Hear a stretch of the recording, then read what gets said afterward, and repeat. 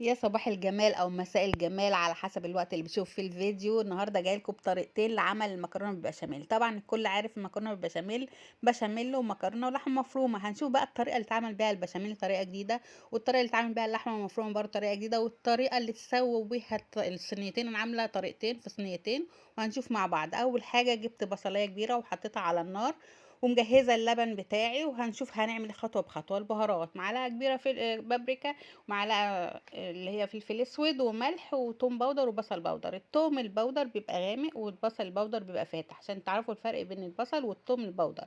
التوم غامق والبصل فاتح. وعندي اللبن على النار، وطبعا الحله التالتة دي عليها فيها الميه بتغلي عشان ايه؟ نسلق المكرونه. اهو هنحط فيها الملح، الميه بتاعه المكرونه، وهنحط فيها ايه؟ زيت، عشان خاطر برضو ايه؟ المكرونه ما تعجنش مننا. وهنسلقها 3/4 سلقه، يعني المكرونه تبقى بتعض شويه كده، ما تبقاش مستويه تماما. هنحط المكرونه في الميه ونسيبها تغلي، وهنشوف مع بعض خطوه بخطوه اسهل واسرع طريقه للمبتدئات اللي هم لسه اول مره يدخلوا المطبخ، والمبتدئين المغتربين اللي عايزين يعملوا مكرونه بالبشاميل. اللي هيشوفوا الفيديو ده هيدخلوا يعملوها حالا، لانها ما فيش اسهل من كده. ولا بقى نقول هتعجن، ولا هنقول هتتحرق الدقيق ما احنا بنحمره، ولا تشتروا بشاميل جاهز. انا مش فاهمه ايه اللي بيشتروا بشاميل جاهز ده. بيشتروا دقيق، ما انت بتحطي السمنه بتحطي اللبن بتحطي كل حاجه، بتشتري إيه؟ دقيق. فانت عندك كل حاجه في البيت. هقولك خطوه بخطوه معايا. بصوا بقى، هنجيب اللبن نحطه على النار، وتكوني مجهزه جنبك شوربه برضو احتياطي، عشان خاطر لو احتاجت منك تتخفف شويه، لان البشاميل ما بيبقاش تقيل قوي. هنجيب بقى الدقيق ونحط على الكيلو الدقيق ممكن نص كوبايه دقيق. كيلو لبن هنحط عليه نص كوبايه دقيق. انا عامله كميه كبيره عشان هعمل لكم صينيتين بطريقتين مختلفتين، وهتشوفوا حتى الطريقه بتاعت اللي بتحمر بيها الوش طريقه جديده ومختلفه عن كل مره.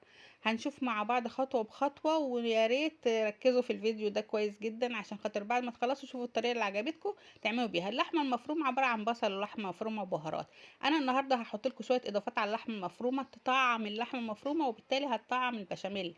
كل خطوة بتخطيها أو بحاجة إضافية بتضيفيها بتنقلك الأكلة في حتة تانية خالص. أنا بشرت نص جزراية على نص اللحمة المفرومة، ورحت حطاهم على النار أهي، ورحت ساقطة الجزر المبشور. هنشوف بقى هنحط ايه تاني. وطبعا خلاص كده المكرونة استوت 3/4 سوا، بتعود طلعتها وصفيتها وشطفتها. بجهز بقى بقيه الحاجه. هنا هو اللحمه المفرومه هنحط لها بقى، عندك فلفل الوان حطي، عندك طماطمايه مبشوره وطماطمايه مكعبات رفيعه حطي، معلقه صلصه ممكن تحطي. كل حاجه بتضيفيها بتطعم الاكل، وكل ما تطعمي الحاجه في الاكل بتطعمي الاكل كله. هنظبط الملح بتاعه، احنا كنا حاطين ملح في الاول بس لقيته عادي بشويه. بصوا هنا كتلت منك، انت تدوبيهم زي ما تدوبي النشا في الميه وهي ساقعه. ما تسهيش عنها، تفضلي تقلبي فيها كده قبل ما تحطيها على النار لغايه ما تدوبي الدقيق في اللبن، وتروحي حاطاه على النار. وزودي شوربه كمان برضو، وحطي لها سمنه.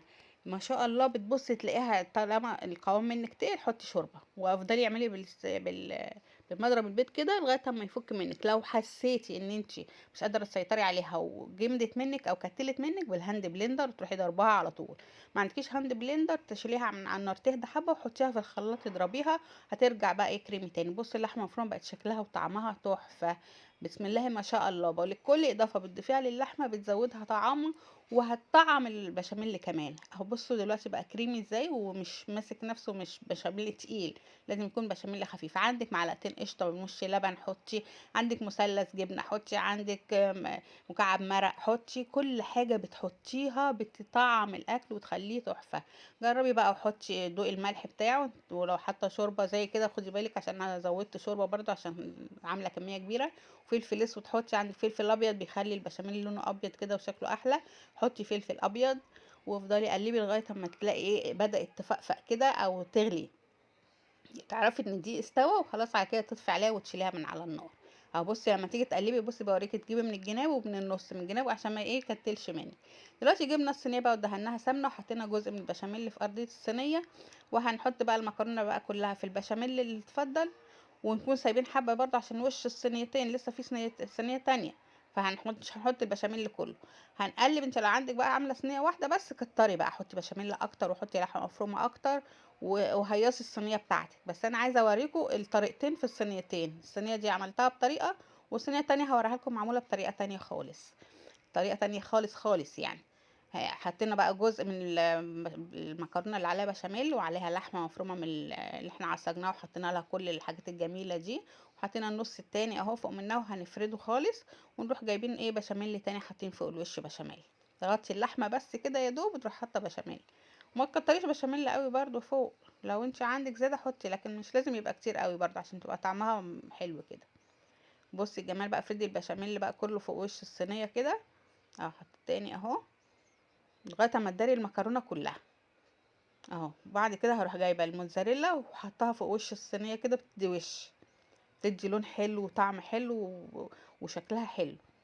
بصوا، في برضو طريقة تالتة، ممكن تجيبي حبة البشاميل اللي فاضلين في الاخر دول، بدل ما تحطيهم كده اضربي معاهم بيضة، وتلا فلفل اسود، وروحي نازلة بالبشاميل بس كده من غير موتزاريلا ومن غير حاجة. غير الصينية اللي لسه هوريها لكم دلوقتي، هعملها بطريقة تانية خالص. دلوقتي بقى بصوا، ادي الصينيه اللي انا بقول لكم عليها، جبت اللحمه المفرومه اللي اتبقت كلها حطيتها على المكرونه اللي عليها بشاميل، وجيت برضو الصينيه حطيت فيها في الارض بشاميل، وهروح نازله كل ده. ممكن تاكليه كده بقى طبق مكرونه في منتهى الجمال اهو، ممكن يتاكل كده من غير اي حاجه خالص. انزلي بقى بيه على البشاميل، وهنشوف بقى الوش كمان هنعمل فيه. ادي خلاص خلصتها اهو تمام التمام.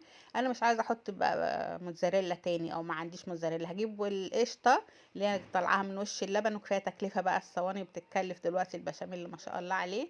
هنسيحها على النار كده، ونروح فردينها كده زي اللبن شايفين. هتعمل بقى وش تحفه جميل. ولا بقى تجيبي موتزاريلا ولا تكلفي نفسك، ولا كفايه بقى كده، وهيدي لون وطعم في منتهى الجمال. تشمي ريحه الصواني طالعه من الفرن، والله العظيم تلاته طعمها ريحتها حلوه قوي.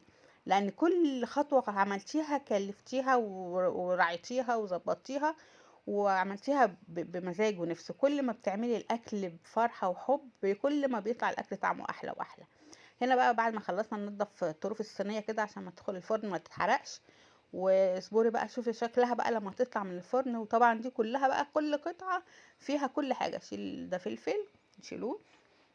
كل قطعه دي بقى بالصينيه دي بالذات، كل قطعه هتطلعيها بقى فيها اللحمه بتاعتها، وفيها البشاميل بتاعها، وفيها كل حاجه. مش محتاج بقى رق وراق. ويا رب اللي وصل معايا الفيديو لغايه هنا يكون حط لايك، وان شاء الله يكون الفيديو عجبكم. ودي الصينيه الاولى، يا ريتني كنت عملتها بايركس، كنت وريتكم بقى الجناب كده بقى من الرق ورق اللحمه من الجناب كده. بس يلا بقى مش مشكله، الفيديو جاي عليكم خير. ويا رب يكون الفيديو عجبكم، وتقوموا دلوقتي تجربوا تشوفوا الطريقه الاسهل عليكم وتعملوها. والطريقتين اسهل من بعض واحلى من بعض واطعم من بعض.